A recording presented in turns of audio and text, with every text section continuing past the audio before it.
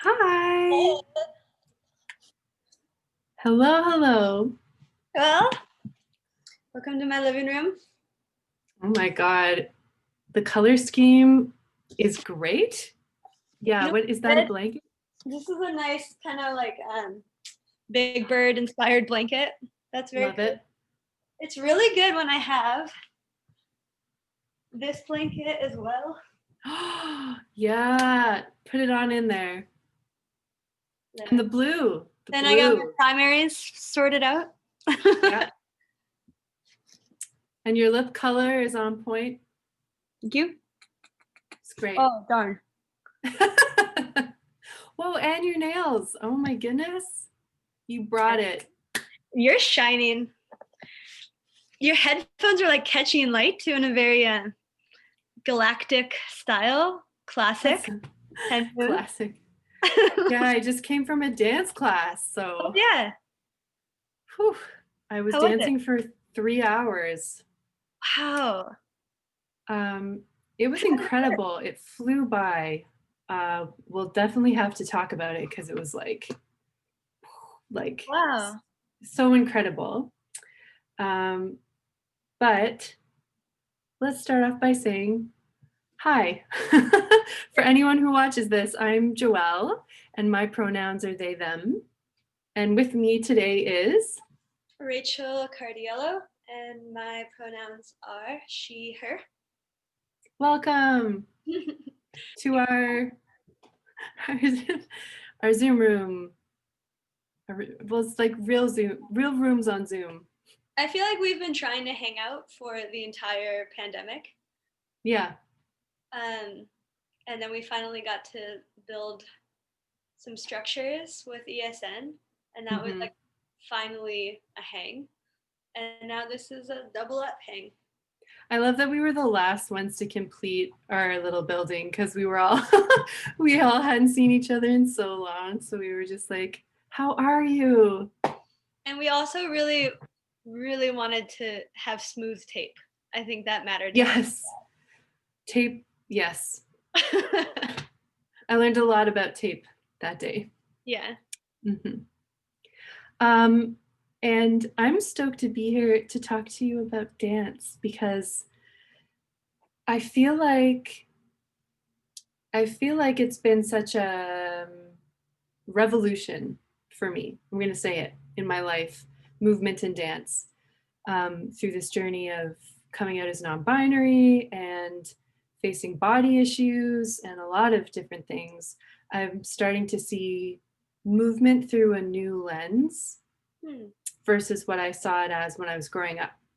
And part of that I owe to you because I think it was a year ago I saw, well, I didn't actually, I caught the tail end. I think I caught like the last performance, but you were doing this incredible thing where you were pairing music, your music from your album, with dancers who are interpreting, yes, what are words anyways, your work. And do you want to talk a bit about that? Yeah, that was Yeah. like one of the big. Interpreting. I know. Interpreting. Oh, anyway. Yeah. Um, yeah, this is like the 1 year anniversary week of that album release. And Congratulations. thanks. Actually, it's good timing because this week I'm just putting out the videos one day at a time. Because I've had the footage from the dress rehearsal this whole year, and I just wasn't sure what to do with it. Um, but that was a really special show for me. I think, um, yeah, it's like one of the big artistic prides of my life that we pulled off that show, and it took a lot of trust on both sides, both from like the choreographers and dancers. None of them knew me. Like they found out about the project through posters that were put out online, and I also didn't like.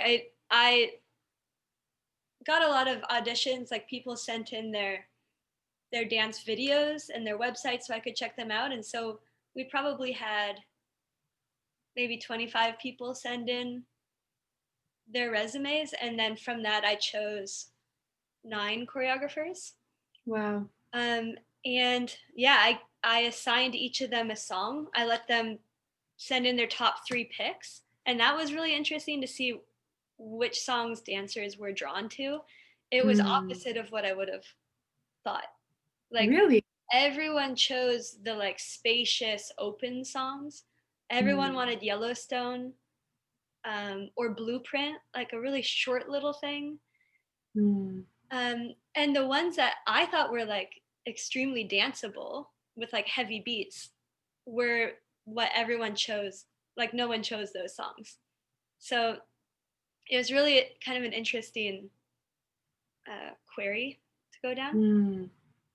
But I was able to get everyone one of their top 3 picks, and then uh, yeah, each dancer had full creative control, and I didn't even see the pieces until the dress rehearsal, which was like 2 hours before the show.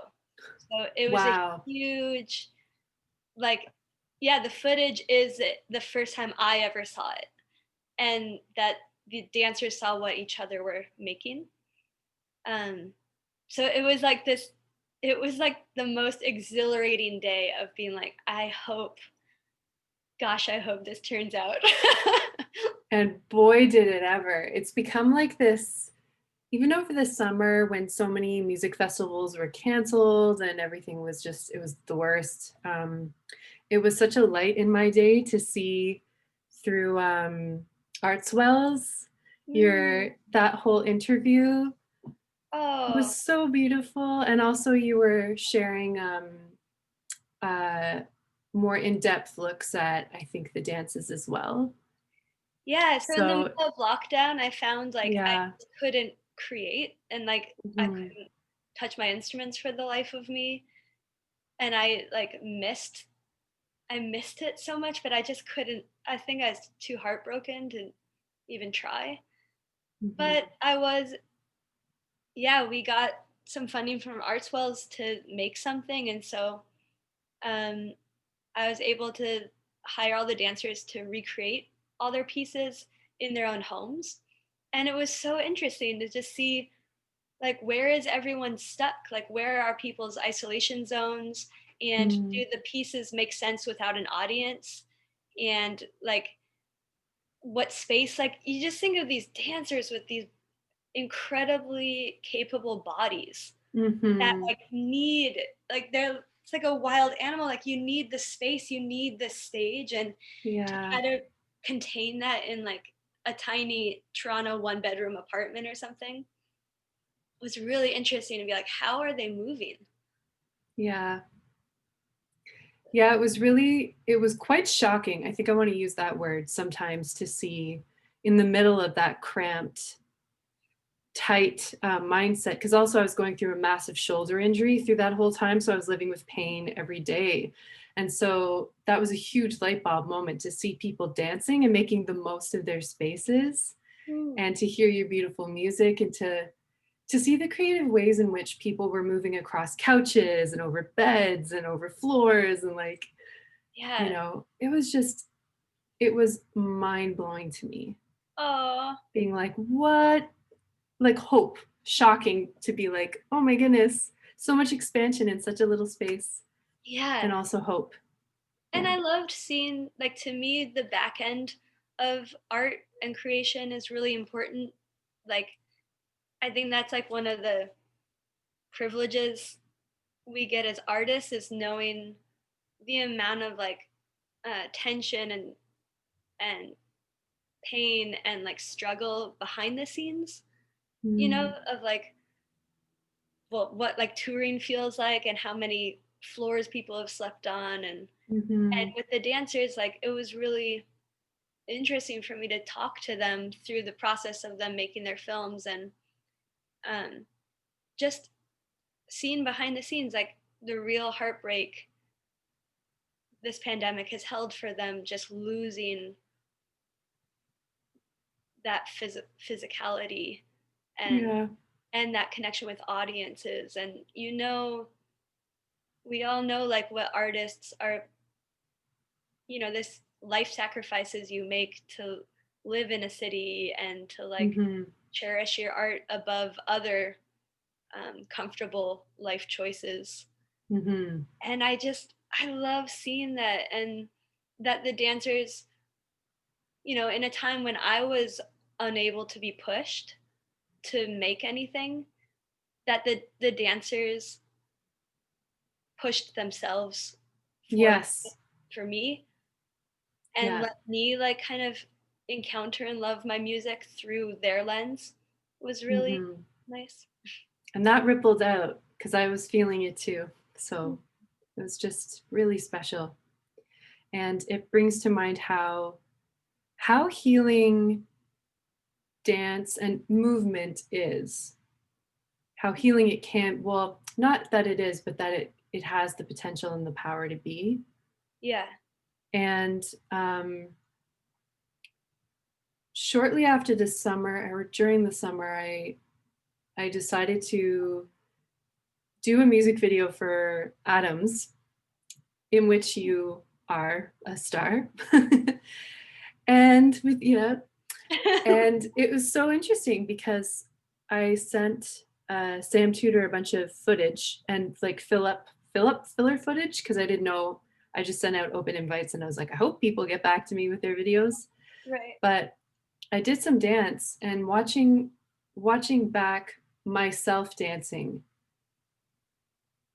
was an interesting experience because like, and I've told you this before, it was just like, oh, I love myself Oh, in a really like physical way. yeah. Like I have felt so disconnected from myself for so long.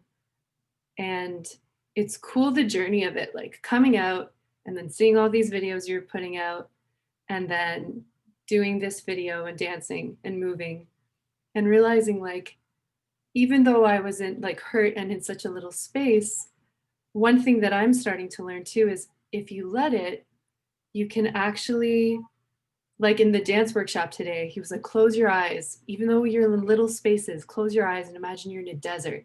All around you is expansive, like red sands and bright blue sky, and like ripple out this generosity from inside you and send it out with through your limbs and then bring it back into you.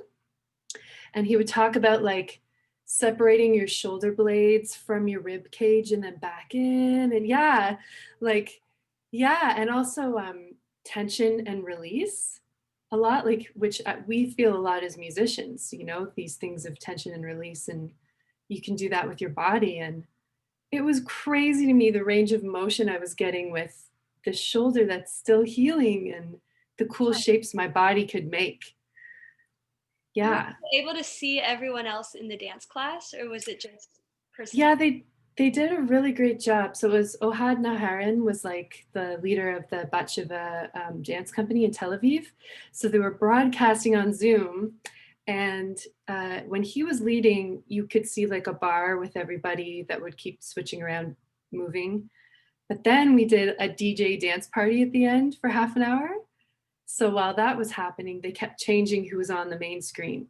Oh, So it cool. would be like little kids running around and like old people moving their bodies and like, Wow. yeah, yeah, it was really cool to see all these people all around the world, all at different mobility, also like levels, Hmm. moving. Yeah, it was so cool. Huh. Yeah. And so it must have been like quite open to a range of levels of like Hmm. familiarity with dance. Yeah, it was all skill levels, all ages, which was so cool. And actually, there's a quote that he came out with, which it's like I watched a documentary on him the other night because I was just fascinated by Gaga, this style of movement he's come up with Hmm. that works with Parkinson's patients, like Oh, just really connecting like mentality, like it's a piece of cake, just put all your energy into this one finger and it's okay, like it doesn't matter what it looks like, it doesn't matter the outcome, it's just like your connection to it. hmm. And like a shift, yeah, it's really crazy, it's quite extraordinary. But at like 27:37, he said, dance in its purest form is above gender, which I Wow. loved. Yeah. And he just said that out of the blue, and it's exactly like what you've been feeling. Yeah, well, it was interesting because it was in response to he was in New York for quite a few years, and he was told, "Oh, you move really feminine. You move really feminine for a guy." Mm-hmm. And he he he sort of like is very clear about his stance on gender. He's like, there's no gender when it comes to movement. It's just a body and like what your body can do. And also challenging yourself to be like, well, I can't do that yet, but I could if I tried. And like he incorporates play into it and laughter. And yeah, it's really cool. Yeah. It's interesting. I think maybe because I knew this. Well, I was gonna say like this talk has been on my mind of like we talked a little bit about this last week, and then Mm-hmm. I just been thinking about dance in myself, and just how I've just been drawn towards dance my whole life, even though Mm-hmm.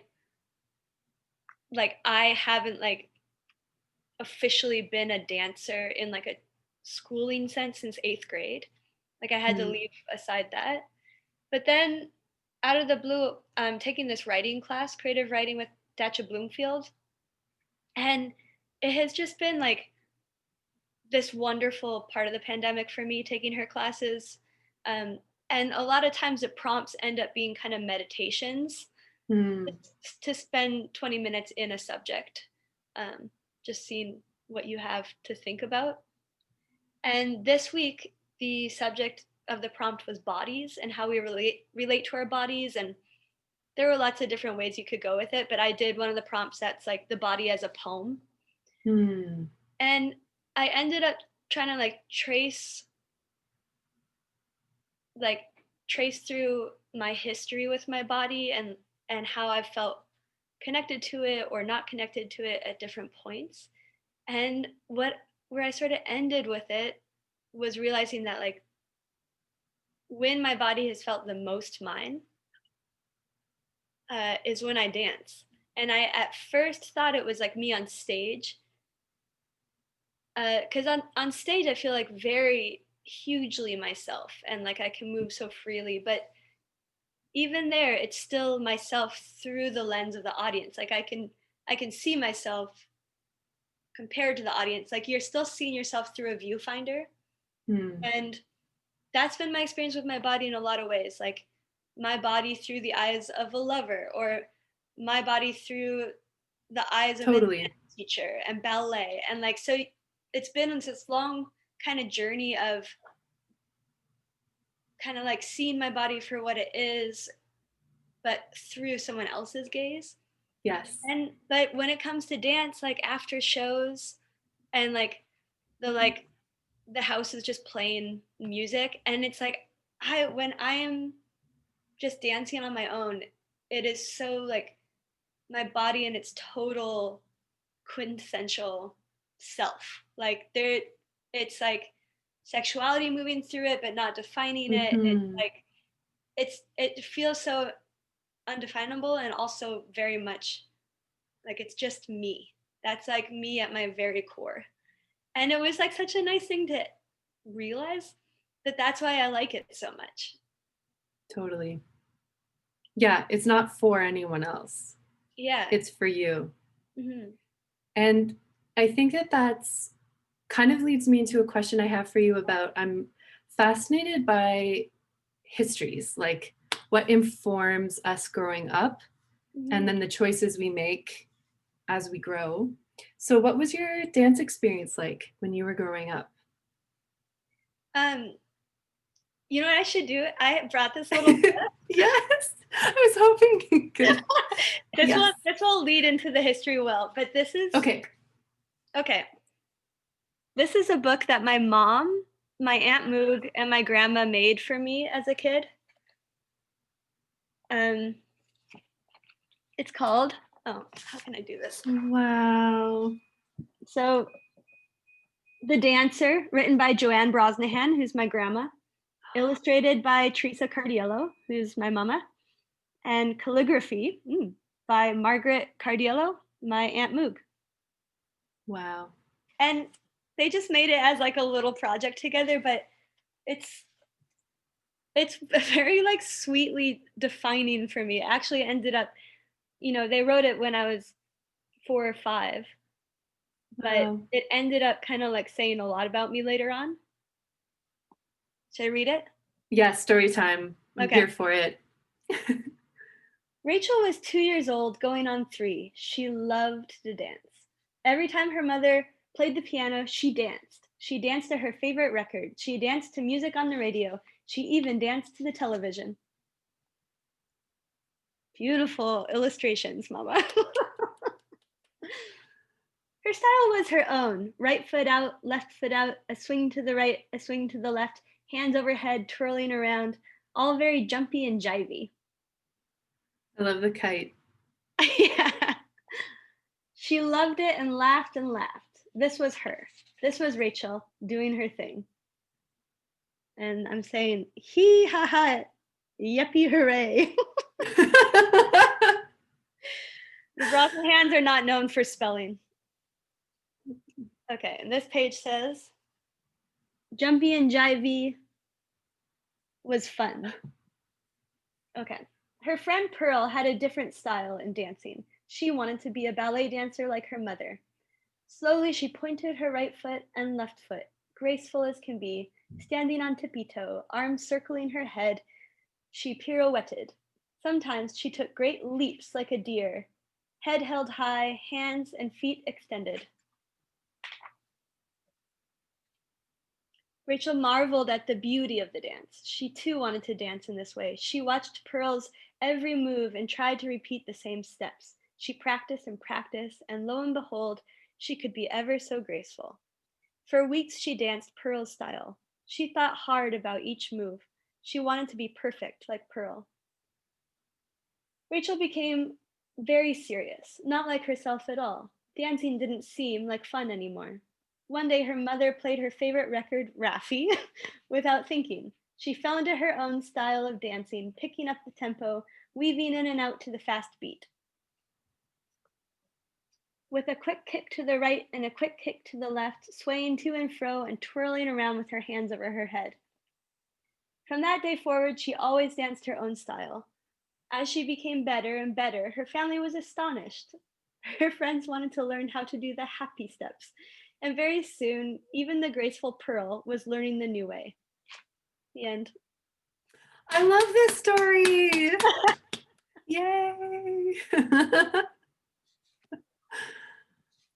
Wow. So that was maybe my every single home video we had is like me like twirling around the carpet and making my brothers like sit there and watch me do ballet, whatever dance I was doing. And us like my nickname as a kid was Crazy Legs. So I'd just be like run around like kicking soccer balls, doing my crazy dancing. There goes old Crazy Legs. I love that.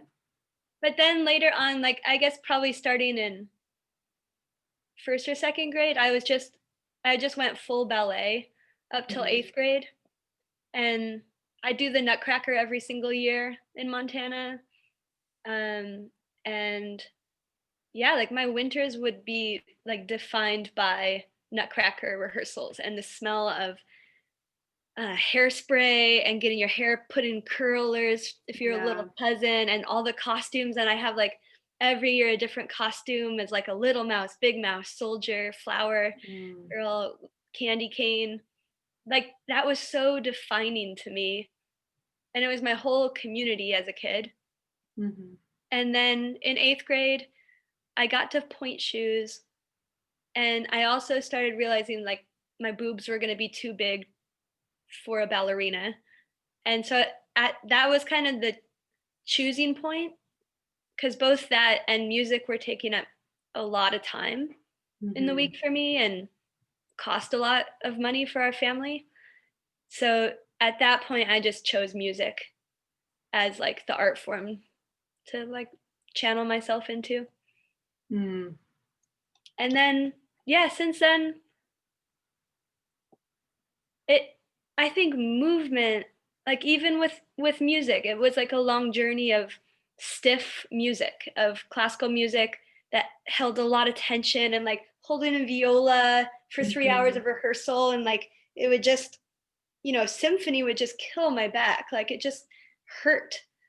And with music, like always, the more that I was able to find movement in it, Mm. the it was like clearly better for my body. I could express better. Like I think my musicality like really opens up when I can move. I understand rhythm much better if I'm able to like dance a bit while I'm playing. Mhm. Yeah. And so yeah, it's been kind of a journey of reclaiming movement into music, because I did go very stiff for a while. Stiffness is something I hear a lot about within the music community, like just becoming aware of how much tension we hold, Yeah.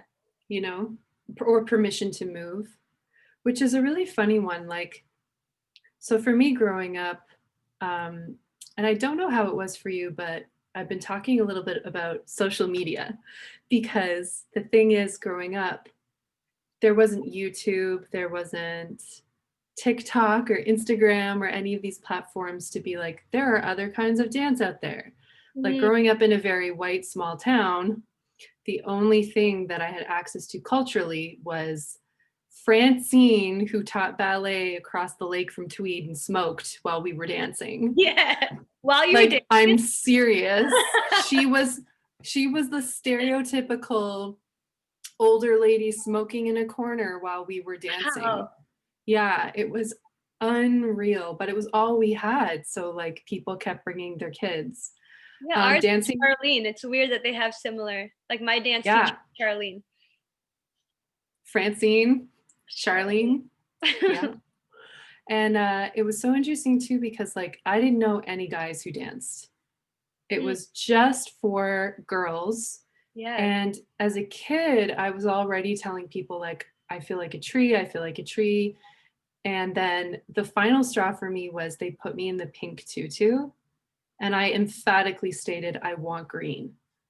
I Mm. want green because I feel like I feel like a creature when I move. And it just made sense to me. The And tree they, thing is huge for you, eh? That's like yeah, huge, that wasn't just huge. like a moment. No, it was like ongoing. Wow. Even through like, yeah, side note, I ran into a friend the other day who like reminded me um, that I had brought that up at a New Year's party too, like 3 or 4 years ago. Huh. That I was had a little bit of whiskey and I was just like, I just feel like a tree all the time.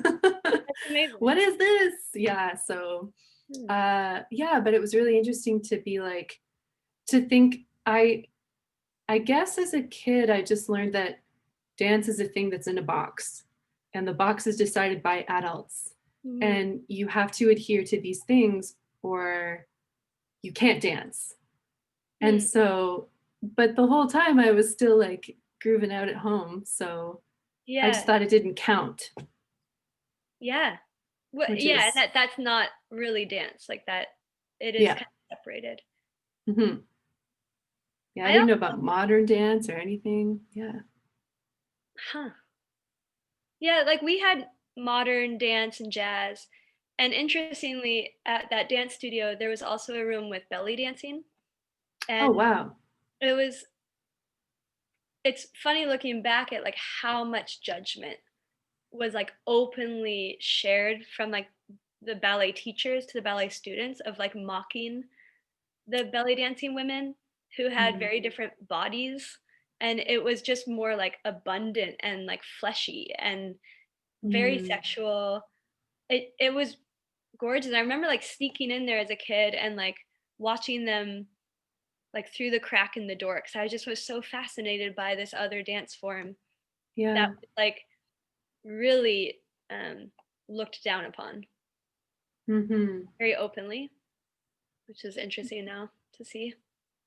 Absolutely. And I feel like That's sort of something I just want to talk about too, because I wonder how many other people feel this way. I wonder how many other people are like closeted dancers as well, because I think it's tied into so many different parts of this world too, like so much to do with genderizing people, institutions, racism. There's just so many things that are tied into Right. dance and movement and permission and Yeah. safety. Like, Who's welcome to yeah, display themselves or show themselves, and yeah. The who is judgment allowed that, to do it?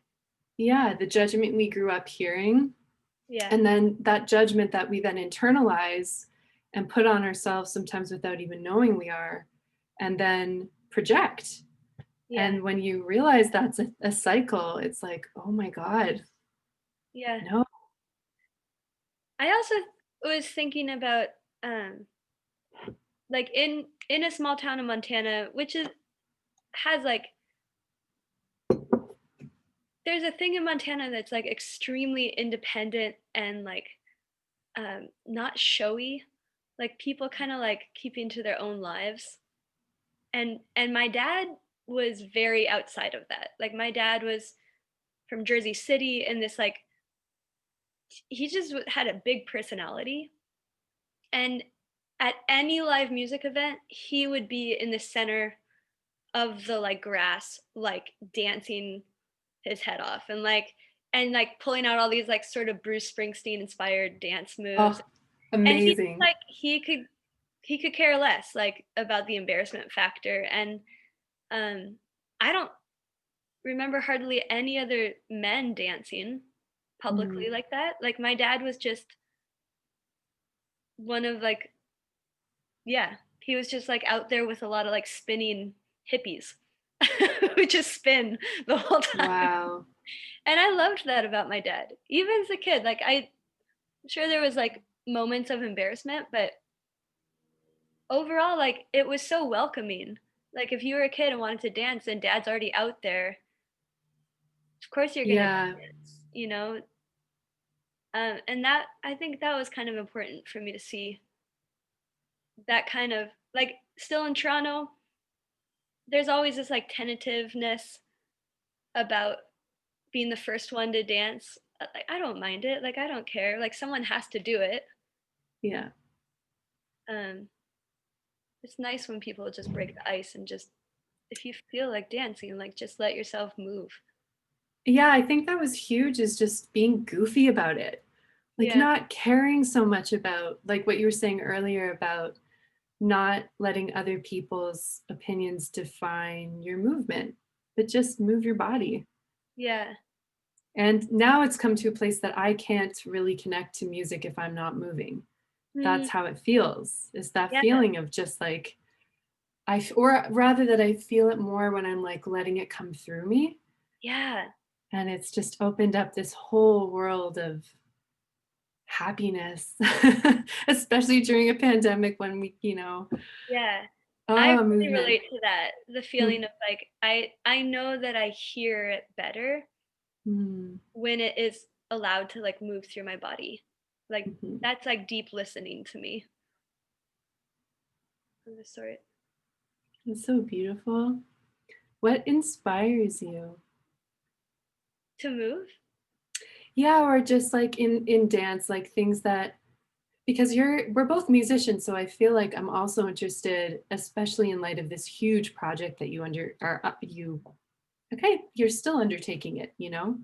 Yeah. How does inspiration move through you? Like who's inspired you, continues to inspire you? Yeah. Um, in university, I was introduced to this Quebecois dancer, Francoise Sullivan, who I think she studied with Martha Graham, like in the early days of modern dancing. Somehow, I ended up writing this like really in depth long paper about her use of dance and um, dancing like out in the elements. Like she did a series that was with the Four Seasons outside of Montreal. And so and she lost all the footage. So they filmed two of the dances, winter and spring, I think. And then the footage was lost, but they still have the photos from it. And even in the photos, it's like so interesting to see a woman in it's either the 50s or 60s, must be the Mm. 60s, like just moving. I'll send you the photos, like Yes, just please. moving out in the snow in like Montreal winter in Whoa. like these fur-lined boots and just like it's a kind of freedom in her body that you can see even through the photos. And she Mm. did a lot of work with like ritual and I think writing that paper and my teacher at the time had done her PhD on Francois Sullivan, so she warned me. She was like, "This is my subject, so like kind of like you're gonna have to work really hard. Like you can't like phone it in on this if you want to do this subject." And so Yeah. I like spent like endless hours watching these videos of her choreography in our library, and um, there's a lot of like Catholic symbolism worked into the movement, which was interesting for me because I grew up Mm. Catholic. It was just just knowing like Quebec's history with Catholicism and like Yeah. the darkness of that and the intensity of it and like how she was able to bring that into the movement was really interesting. And I was like, yeah, I think writing that paper and getting the feedback from my teacher that it was like I was able to find layers in it that she hadn't found. Like it sort of let me yeah, I think it confirmed in me that I like am allowed to have opinions and thoughts about art forms that are not my training. Yeah. And that was a really cool experience for me.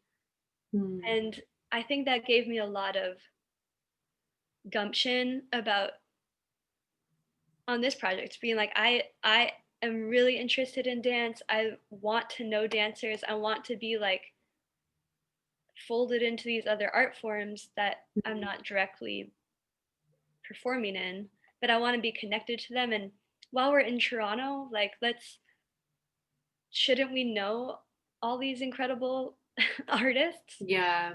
Um, and it just seemed like a good excuse to try to get connected into that Mm. world. It was a leap of faith, definitely. Like as we started putting the word out, I've had this feeling of like, well, who do I think I am to like just yell that I want 9 dancers to come dance my songs? Um, so it was like kind of banking on that dancers also want to be connected to musicians and that Mm. they have been craving the same um, like genre blending. Yeah. So interesting because I was talking to Libido yesterday about all of this, Yeah, about because he's a dancer. yeah, And so it's so cool to talk about dance music movement with people who actually I don't even know what I want to say, but like do it, like fully embody movement in these really interesting ways as an ongoing, lifelong love and and he is pursuit. so incredible. So incredible, Yeah, so incredible. But it's so interesting as a musician to to have had that conversation about like how important is music to you? How and it was so cool to hear like without like the music kind of enters libido and you'll have to see it but it's just so cool like just the thought of how it lights up different strands different options that you can take different Mhm. movements you can make like it inspires Ooh. yeah right so Yeah, I feel like I could like viscerally like yeah I could just see the like each like yeah popping up and lead. hmm so it's very cool I feel like interestingly enough though I'm also finding for me because I don't know how you are but I feel like there's music there wasn't for a while when I was dealing with injury pandemic, but lately um, music's coming back. I'm dreaming about it again, and it's just like a radio that's. So for me, sometimes with dance and movement, I just like to dance. I actually find it's a healthy way to reconnect to creativity musically, the opposite. So not to have it on someone else's music playing, but like to just start moving and feeling like becoming aware of the sounds that are in my head as I move, Hmm. you know? So it's Wow. not quiet necessarily, but it's like moving and letting all those like the backlog of sounds kind of like come out as I'm moving, or rhythms too, things like Does that. it lead to writing for you? I think so. Not necessarily like in the moment, but what I have noticed is like um, a connection to rhythm in a different way and a connection to um, movement in music in a different way, Hmm. just easier access. It's like I feel myself, it goes back to the like feeling movement while you're doing music too. Like it's all Yeah. it all informs each other. That is interesting because feel like I hear that in your music. Like in berry picking, Mm, it's not like, yeah, it has so much movement in it, but sort of um undefined. Like mm-hmm. it's not like this is a dance song. Boom. It just like but it really moves. mm, Like I think that's the kind of thing when I was asking the dancers to pick out their songs, your music would have so much movement in it for people to find. There's so much openness in it because and maybe that is because it's like born of movement mm. way. Or that Yeah, video of Jet dancing that I sent you, this little yeah. movie. Because before that, every time I play him music, his dance move was this. And it just like this really low dive, like Full. rocking. Yeah, all the way to the floor almost. And then I played him very picking and he like it just started this like No, oh my and God, he's that's never done that since. Like it really was particularly that song. It was oh, so interesting. Just this it like was sway. it was cool arranging it because uh, I developed an appreciation for space. It's difficult to not clutter music. Yeah. Sometimes there's so many options and sounds, or people send you in recordings like you sent in these beautiful takes of viola and voice and all this stuff. And it's almost like you have to connect back to your original thoughts through and stay true to it as well, to Right. that movement, and to not clutter it up with too many things and just leave it. That's hard. Yeah, especially But when you have like Yan Feng sending you in this yeah. like I'm And sure Claire. like every single layer is like Yeah. mind blowing and you just want it all, Yeah. but you can't. Totally. Yeah. Yeah. Um, and I'm wondering too, your conversations with, I can only imagine some of the conversations you've had with the dancers you've been working with. Mhm. Do you have anything that comes to mind about like anything you've heard or learned, or in terms of people's connection to movement? It was interesting for me to see like the spectrum of how people approach choreography Hmm. because um like one choreographer in particular sent in a plan for every single song and told me like almost like a movie plot. It was very a narrative approach Hmm. to the songs of like she choreographed Avery is her name and she choreographed for Soft Place to Land and Oh, yeah. it it was an exploration of a like relationship between two people and it's very like the push and pull of relationships and it's like very sensual but that kind of approach was really interesting because it was so narrative driven Hmm. and then some of the other dancers um, didn't even it was more like improvisational, um, like the feeling. It was more Mm, just like in the moment moving to the music.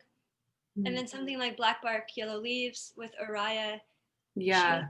searching for the core of like, I think she said in this interview we did together that she felt quite stuck and like just couldn't figure out how to interpret the music. She felt all the like the rhythm of it was really boxed her in.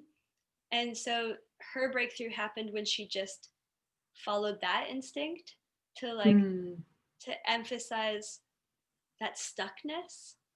And interestingly, that's the whole core of the lyrics as well, is wow. being like really stuck and like trying to figure out what you need to do to help a relationship heal or move into a better spot, and just being ultimately like sort of like tense in that hitting a wall feeling. Yeah, that piece really stuck out to me, especially because of the chair, the use of the chair and how Mm-hmm. the going from, yeah, like a tension and release, push and pull feel, and Yeah, shapes that I've never even imagined before, you know? yeah, same. Like, yeah, or even the importance of a toe movement or like the Yeah, slight movement of a shoulder. It's like, what? yeah. I So think she cool. really has an understanding of like very small details Mhm. that like, yeah, the toes going across this like, oh my, Yeah, yeah, mind blowing.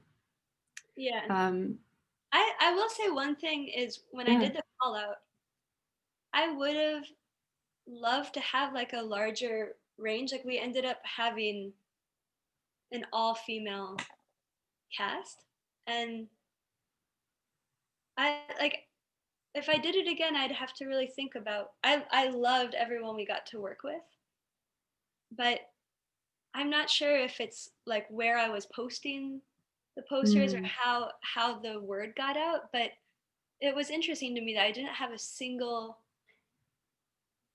person of a different like gender or non-binary, like it, no one mm. else auditioned. So like I only had this certain selection to choose from, which was interesting to me. That's really interesting. I was actually gonna ask about that because, um, I feel like in the articles I sent you, and that I'll post alongside all this for other people to read, Yeah. um, the audition the idea of the audition process kind of depresses me a Yeah. little bit in terms of, like, the dance world and, how, um oh, I forget which article it was, but they just talked about getting casting calls for Yeah. movies or for roles and how excluded you can feel just by the way something is worded. Right. And I like, yeah, I feel that that's such an interesting tie in too with like how dancers interpret movement in their bodies and themselves with such fluidity. And also, though, how the world again loves boxes so much. Yeah. And And I think there's a way that people present boxes yeah, without realizing it. And that mm, article that you posted was really interesting of the tiny like word choices that actually say so much, yeah, and it might immediately cut someone out of the process. yeah. And I feel that. I feel that increasingly. It's like it's hitting me more and more how much I appreciate when someone is like, "We're here today with a wonderful group of humans." Like, you Yeah. know, just being more conscious of. Again, it goes with these small, delicate movements dancers have. It's like the small, delicate ways we can translate things with one another and communicate with one another Mm. in ways that are more inclusive. I feel Yeah. like that's a huge lesson that dance is teaching me. And Yeah. also interesting that so many of the articles point towards it not being inclusive. Yeah. It's like it's like simultaneously, I think, um independently very freeing, that people's Hmm. independent relationship to dance can be so uh gender fluid and so welcoming and actually Yes. so embracing compared to the rest of the world. Yes, But exactly. the structured dance world seems to still have a lot of um problems there. Yeah, that's a really good way of putting it. Because it's just, I feel like that's where I, yeah, that's where I can't quite reconcile my own journey towards realizing how freeing movement is and how much individual, like how much power it's given me back that Mm, doesn't belong to anyone else. And also realizing that I'm grateful that I don't do it as a career. That's weird. Being like, that must be really hard yeah. for someone like me who's, like what box, but Mhm. has worked so hard to get there. And then you're going in for a casting call or whatever, and there's no feeling Yeah. like there's no space for you, or like shutting down those little parts of you, and how that might also influence your dance. Yeah. And then thinking of the music world the same way, being like, how can we change things and make things and spaces safe for everyone?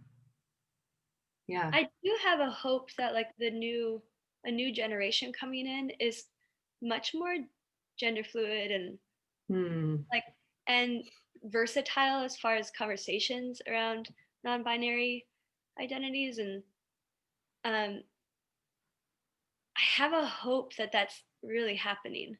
I watched Hmm. Dua Lipa had a live stream the other day, and love I love Dua I'm Lipa. hooked hardcore, like I can't stop. Oh, so good. And she had like I think 3 different live stream shows, and I just bought a ticket and went on Friday. And it was super fun. Like it wasn't mind-blowing to me in the way that Beyonce is, but it was just like really like youthful, fun, Mm. dynamic approaches to music. And I guess in some ways there was still like some sort of different costumed parts that seemed like very like divided between genders, but in a lot of moments there was more like messing around with those lines than I've seen in any show like that. Like, um, yeah, I'd That's want to watch encouraging. it closer, but you could really feel like this fresh approach. Hmm. That was, and I was thinking like for someone on her level of fame to be so openly embracing that fluidity Mm. was really, it's really cool, and that definitely wasn't happening when I was a kid. Yeah, yeah.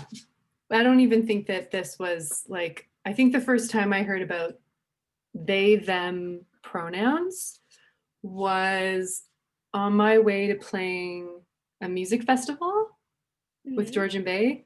And we were listening to a podcast called Gonads or something about how everyone has balls. It's a really great podcast. And yeah. And yeah, it was the first time that I heard someone being interviewed using they, them pronouns. My first reaction was like confusion. My first reaction was almost anger, but I learned to identify that as like a what took so long type of anger, like a damn it. More like it's taken so long in my life to feel like this is a thing, like this is other people feel this way too. Wow. And that's why I think sharing stories is so important too, because it's like it's so incredible to me how many people really feel the same way, or feel Yeah. like they don't quite belong. There's not quite a box that Yeah. you know Yeah, fits I think I for, didn't hear they them yeah. until I came to Toronto. That was Mm, 9 years ago. mhm, And I don't remember having like a reaction to it except that I like stumbled a lot. And I remember like um, going to like a queer poker night and being kind of too nervous to say anything for most of it because I was mhm, very nervous that I would like wrongly gender someone. And mm, so I just didn't say anything. And it's interesting now, like I've become a lot more like comfortable. I mhm. think in that amount of time it's been around so much more. Yeah, yeah, or even just being comfortable, being aware, knowing what to say, being open. It's really encouraging. It's been really encouraging being in this community in Toronto. I'm Mhm. I'm stoked about it, Yeah. and I'm hoping the rest of the world can Yeah. can learn and grow and start to like move, Because it's you just not know? that it's not that complex when you get Nope. to it, you know? It's just Yeah. it's a very like natural, easy thing. Yeah. Just been presented so stiffly for a while. Yeah. Isn't it a cool thing to just be like, even at your desk chair, like at Zoom or on your couch or whatever, you can be like, be aware of your hips, be Yeah. aware of, like, make a tiny earthquake in your abdomen. What is that like? You know? Or like, one thing I really like to do is like clench up as tight as I can go, like every aspect of myself, and Mhm. then like release,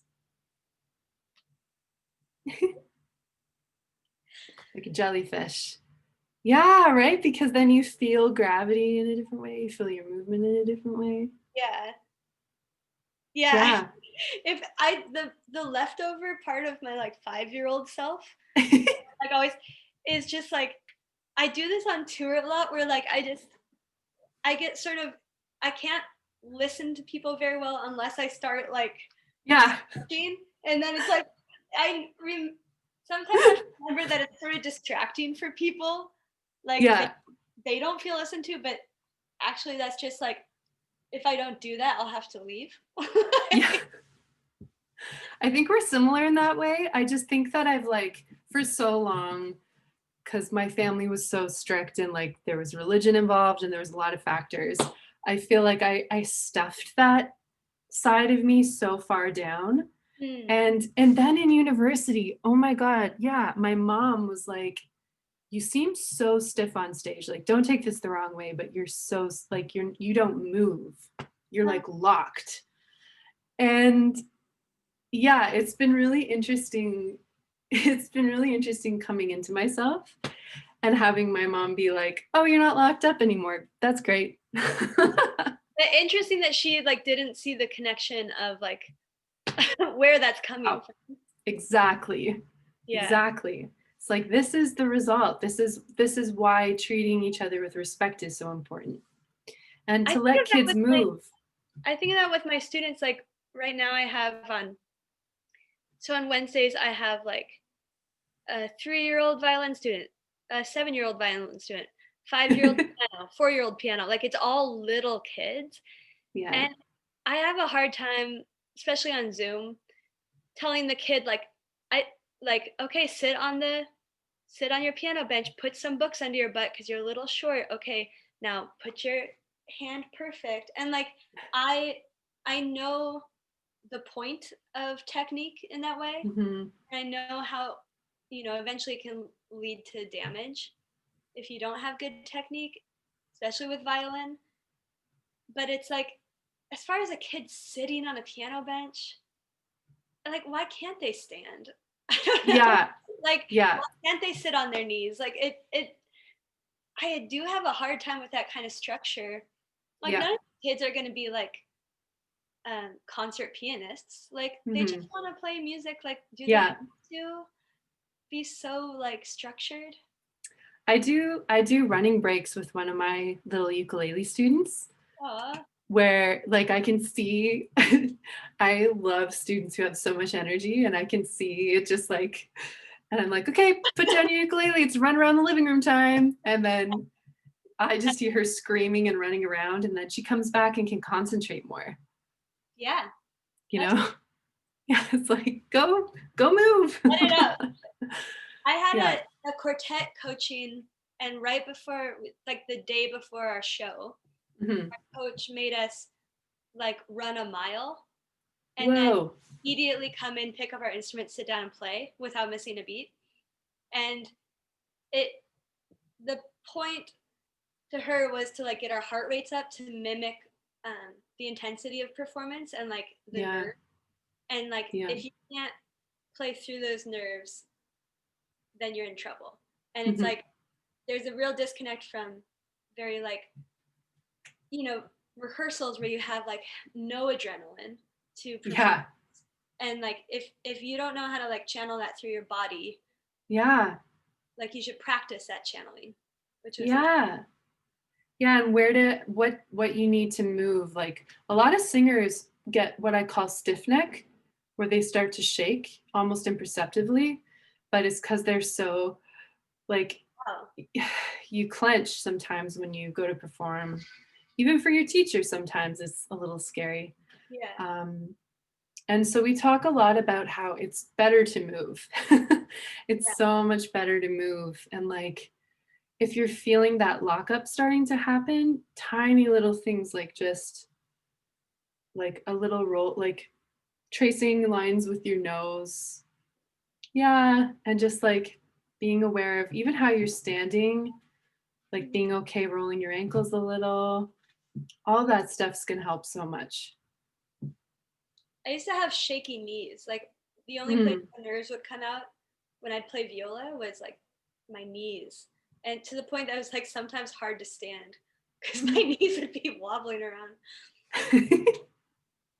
What did you do? What was how did you cope with that? The only times that nerves have like come into playing for me is classical music. Hmm. Yeah, I guess it was sort of it's just like a meditative like just like get further into the moment and like yeah, I'd have to like train my thoughts somewhere else besides my knees and then I'd eventually get through the piece. Whoa. Yeah. Well, thank you so much for talking. Yeah, This it's is so interesting. great. Yeah. Yeah. One thing I was gonna say before we go is did Yeah. you watch that Calvin Royal the third piece? Yes, I did. I did. Yeah, Thank you for bringing that that up. that was such an interesting interview with the choreographer too, who I'm not sure what his name was. But Hmm. just thinking of like men in the classical ballet world Yeah. never getting to act out like a sexuality that Mhm. they can Yeah. relate to. Yeah. They're always in a like heterosexual relationships on stage. And Hmm. so and yeah, like watching that piece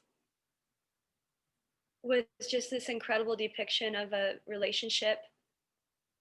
It was really moving and even like how Calvin has post about it on Hmm. Instagram really um kind of shakes you up to just realize like how unique of an experience that was for him to like dance with another man in a romantic way. Because I was gonna say there was another article about how the hypermasculinity I read is that one. like, Yeah. yeah, and so that directly relates because it's like if men do dance together, it's in this very strong. I've seen men dance together before, but it's never with like romantic undertones. It's usually just very strong and Right. It's like an athletic feat of like helping each other yes, jump high and like yeah, it's like a sword yes. fighting in Romeo and Juliet kind of thing. And so I think what really moved me the most was exactly that, was just being like, hey, it's It's okay so for tender. And yeah, also continues to use the strength and athleticism, but like channeled towards softness. yeah, Oh my God, it really was beautiful. in a human way. That's just it. Yeah. It was extraordinary. But it was funny because even as I was watching, I was like, this is extraordinary. And I don't want to say this the wrong way, but there was another thought that was like, but it shouldn't be. This should just be Oh, totally. totally, yeah, this should just be like another aspect of the stories that we tell. Yeah, Yeah. because it is a story. Like Yeah. it's like one of the many stories that we would Yep. like to see. Yep. Absolutely. So do Hmm. you feel like in your journey it's going to be more like your dance journey is going to be taking more classes or just Hmm. moving? I think my challenge to myself through everything I've learned is just to make movement a part of everyday life. Hmm. Like maybe I'll take some classes here and there, but I feel more like turning on great playlist and moving your body, just Yeah. like moving it, but be in an aware way of like, ooh, when I move my shoulder, my spine does this, or like for half an hour even is just like I was drenched in sweat and just so happy. Hmm. And or even just like reaching for my water, but I do it in such a way that it becomes like a dance. Yeah. Like I think that's what I want. I think I want to move through the rest of my life like it's a dance. Yeah. Like, That's what I want moving forward, I think. And and who knows? I There's aspects of a lot of different dances that I love. Like pop and lock is so much fun. hmm. And I really love, there's so much about ballet that I do love, like the lines and the grace, the elegance, the like flow. So probably more research as well, Yeah. you know, just for so long only thinking of dance as being this very boxed, square, gendered thing and realizing it's so not that, Yeah. you know.